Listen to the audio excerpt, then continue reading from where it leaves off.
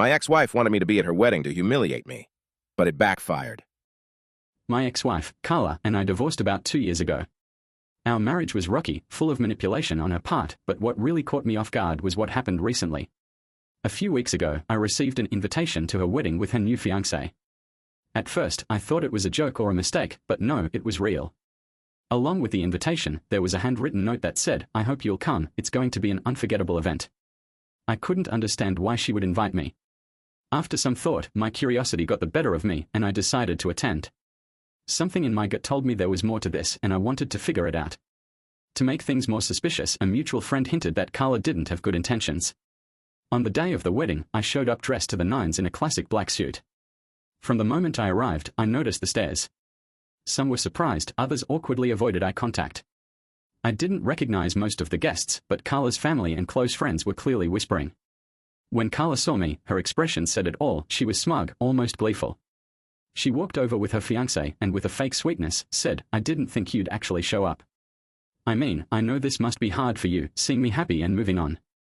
I just smiled and replied, "Why would it be hard? I'm genuinely happy for you." Throughout the evening, little comments kept coming my way. Guests would approach me and say things like, "It must be awkward being here," or "Carla's found her true soulmate this time."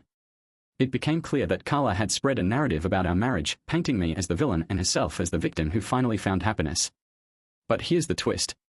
As the night went on, I began casually chatting with people, and some of her guests started opening up about things Carla had said about her new fiancé.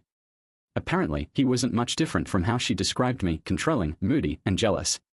The only difference was that now, her manipulative tendencies had a new target. To top it off, during the reception, one of Carla's drunk friends accidentally let it slip that the whole point of inviting me was to show me what I lost. That's when I realized this was all a performance meant to humiliate me. Instead of reacting, I decided to take the high road. I stayed polite, enjoyed the food, and even danced with a few guests. When the time came for speeches, Carla's maid of honor made a joke about how her new husband was a definite upgrade compared to her ex. I raised my glass, smiled, and said, "To upgrades. I think we all deserve one after learning from the past." The room went silent for a moment before people awkwardly laughed. Carla's face turned red, and her fiancé looked like he wanted to be anywhere else. I left shortly after that, feeling oddly satisfied.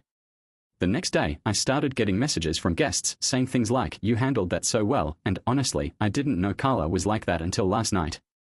In the end, her plan to humiliate me backfired spectacularly. Instead of making me look bad, it only revealed her true colors to everyone else.